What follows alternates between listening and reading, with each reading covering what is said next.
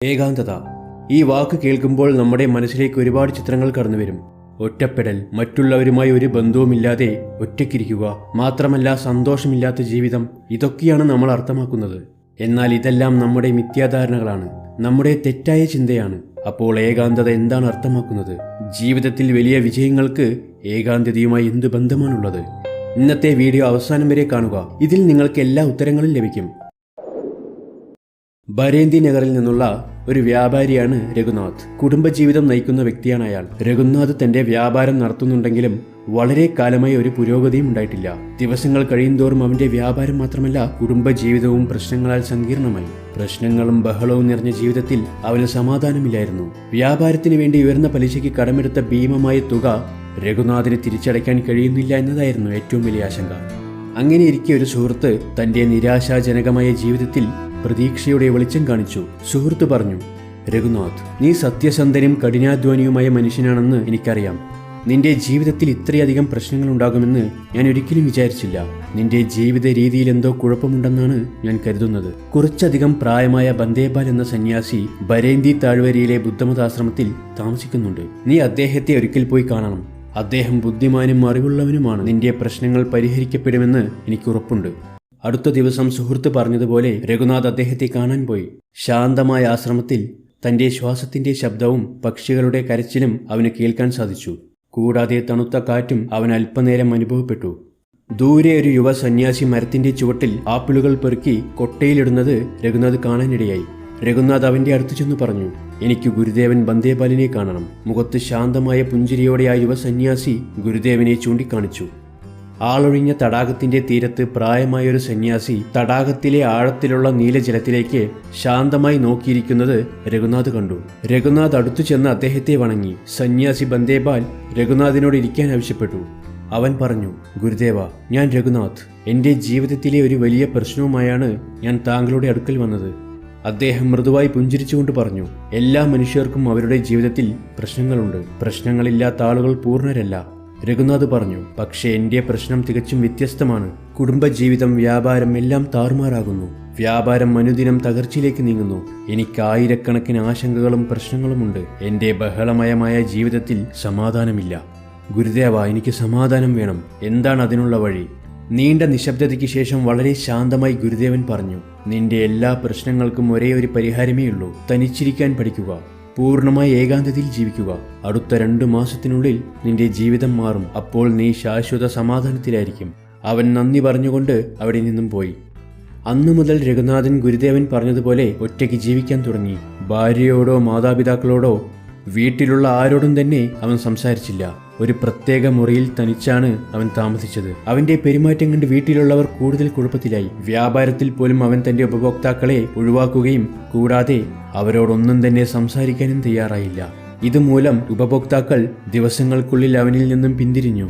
ഇങ്ങനെ ഒറ്റയ്ക്കിരിക്കാൻ തുടങ്ങിയതോടെ രഘുനാഥൻ തന്റെ സുഹൃത്തുക്കളെ കാണാതെയായി. പ്രശ്നം കൂടുതൽ വഷളായി. അവന്റെ കുടുംബത്തിലെ എല്ലാവരും പരിഭ്രാന്തരായി. വ്യാപാരം ഏതാണ്ട് നിശ്ചലമായി. സുഹൃത്തുക്കളുടെ ചെറിയ സഹായം പോലും നിലച്ചു. ഒപ്പം അവന്റെ ജീവിതഭാരം കൂടിക്കൊണ്ടിരുന്നു. രഘുനാഥനെ കൂടുതൽ പ്രശ്നങ്ങൾ അലട്ടാൻ തുടങ്ങി. ഏതാനും മാസങ്ങൾക്ക് ശേഷം അവൻ വീണ്ടും സന്യാസി ബന്ദേപാലിനെ കാണാൻ പോയി. ഗുരുദേവ, താങ്കൾ എന്നോട് ഏകാന്തതയിൽ ജീവിക്കാൻ പഠിക്കണമെന്ന് പറഞ്ഞു. അങ്ങനെ ചെയ്തതോടെ എന്റെ വ്യാപാരം നശിച്ചു. ഒരു കച്ചവടവും ഇല്ലാതെയായി. എന്റെ കുടുംബം ഇപ്പോൾ കൂടുതൽ കുഴപ്പത്തിലാണ്. എല്ലാത്തിനുമുപരി എന്റെ ജീവിതം കൂടുതൽ പ്രശ്നങ്ങൾ നിറഞ്ഞതായി. ഇനി ഞാൻ എന്തു ചെയ്യണം? ഗുരുദേവൻ വളരെ നേരം രഘുനാഥിന്റെ കണ്ണുകളിലേക്ക് നോക്കി. എന്നിട്ട് പറഞ്ഞു, എന്റെ കൂടെ വരൂ. എവിടേക്കാണ് ഗുരുദേവ? മറുപടി പറയാതെ ഗുരുദേവൻ രഘുനാഥിന്റെ കൈ പിടിച്ച് ഇടുങ്ങിയ മലമ്പാതയിലൂടെ നടക്കാൻ തുടങ്ങി. വഴിയിൽ വെച്ച് രഘുനാഥ് പല ചോദ്യങ്ങൾ ചോദിച്ചെങ്കിലും അദ്ദേഹം മറുപടി പറഞ്ഞില്ല. ഏകദേശം 1.5 മണിക്കൂറോളം നടന്ന് രണ്ടുപേരും പർവ്വത താഴ്വരയിലെ ഒരു ഗ്രാമത്തിലെത്തി. ഗ്രാമത്തിലെ ഒരു ഉത്സവ പരിപാടിയിലാണ് അവരെത്തിയത്. രഘുനാഥ, ഇവിടെ എത്ര പേരുണ്ട്? കുറഞ്ഞത് 2000 പേരെങ്കിലും. രഘുനാഥ, നിനക്ക് ചുറ്റും ആയിരക്കണക്കിന് ആളുകളുണ്ട്. എന്നാൽ അവരിൽ ആരാണ് നിന്റെ കൂടെയുള്ളത്? ഗുരുദേവ, ഇവിടെ ആയിരക്കണക്കിന് ആളുകളുണ്ട്. പക്ഷേ ഞാൻ തനിച്ചാണ്. ഗുരുദേവൻ സൗമ്യമായി പുഞ്ചിരിച്ചുകൊണ്ട് പറഞ്ഞു, ഇപ്പോൾ നിന്റെ കണ്ണുകളടച്ച് ആഴത്തിൽ ശ്രദ്ധിക്കുക.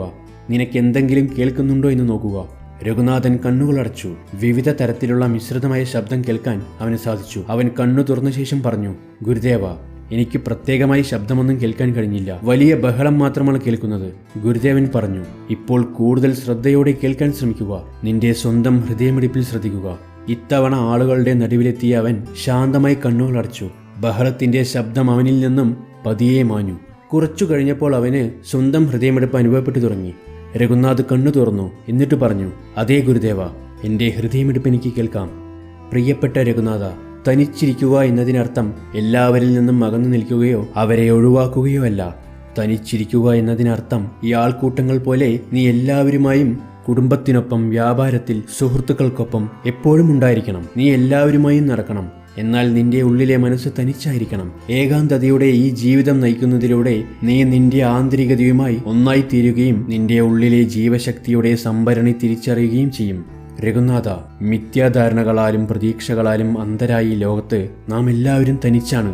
എൻ്റെ കൂടെ ഒരുപാട് പേരുണ്ടെന്ന് നീ കരുതുന്നുണ്ടോ? എന്നാൽ വാസ്തവത്തിൽ ഞാൻ തനിച്ചാണ്.